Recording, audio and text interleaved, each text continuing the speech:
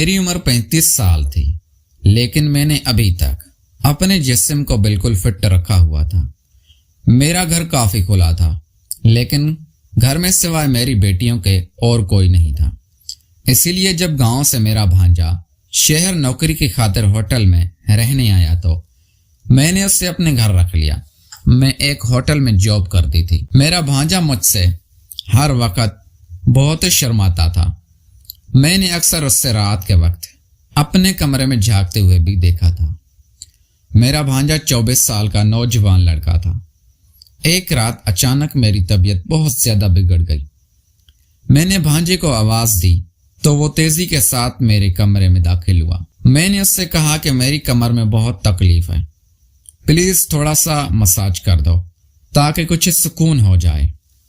لیکن میرے بھانجے نے مجھے کوئی جواب نہ دیا اور آنکھیں جھکائے کھڑا رہا۔ اتنے میں نے اس سے اپنے پاس بیڈ پر بیٹھنے کے لیے جگہ دے دی اور خود لیٹ گئی۔ پھر وہ بڑی نرمی سے میری کمر کو کافی دیر تک مساج دیتا رہا۔ سکون ملنے کی وجہ سے نہ جانے کب مجھے نیند آ گئی، پتہ ہی نہ چلا۔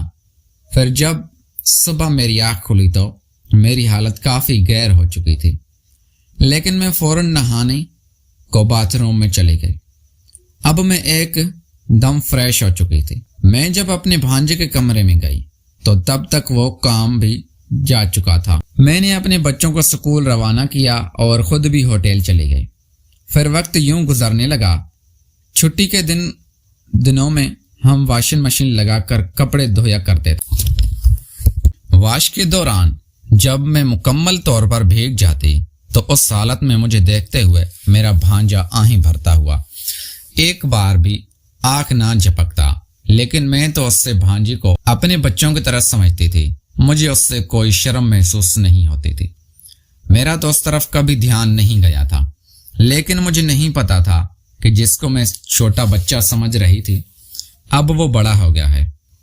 ایک روز آدھی رات جب مجھے نیند نہیں آ رہی تھی تو میں اپنے کمرے سے باہر نکلی تاکہ صحن میں تھوڑی دیر چل پھر سکوں۔ میں اپنے کمرے سے نکل کر جب باہر آئی تو دیکھا بھانجے کے کمرے کی لائٹ چل رہی تھی۔ مجھے نیند نہیں آ رہی تھی۔ میں نے سوچا کہ کام میں مصروف ہوگا، پھر میں نے ارادہ کیا کہ تھوڑی دیر اپنے بھانجے کے ساتھ بیٹھ کر وقت گزار لوں۔ جب کمرے کے قریب گئی تو دروازہ کھلا ہوا تھا۔ جب اندر پہنچی تو میرا بھانجا ہم دونوں ڈر کر ویڈیو دیکھ رہا تھا۔ اس سے نہیں معلوم تھا کہ میں اندر داخل ہو چکی ہوں۔ میں چپکے سے اس کے پیچھے جا کر کھڑی ہو گئی، لیکن ویڈیو میں جو منظر وہ دیکھ رہا تھا اس کو دیکھ کر میرے تو پیروں تلے سے زمین نکل گئی۔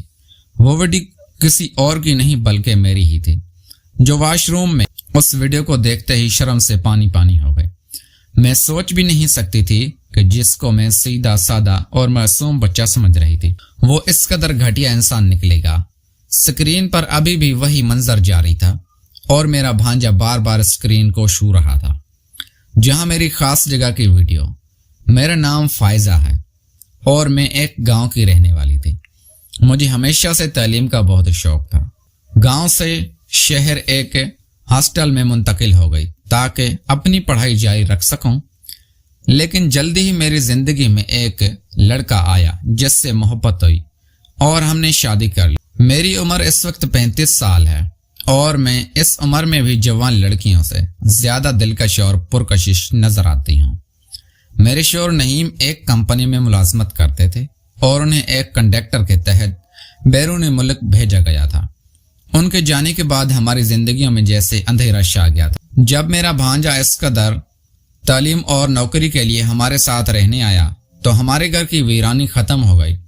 اس کی موجودگی سے گھر میں رونق بحال ہو گئی اور میری بیٹیاں دوبارہ مسکرانے لگی۔ شمس نے جلدی ہی بچوں کے ساتھ دوستی کر لی اور وہ سب مل کر گھر کو جاندار بنا دیتے۔ اپنی بیٹیوں کو خوش دیکھ کر میرا دل خوشی سے بھر جاتا اور میں محسوس کرتی کہ زندگی بہتر ہو رہی ہے۔ لیکن شادی کے 7 سال بعد جب میں دبئی چلی گئی تو مجھے یوں لگا جیسے انہوں نے وہاں جا کر دوسری شادی کر لی ہے۔ ایک بیٹا اور 2 بیٹیاں۔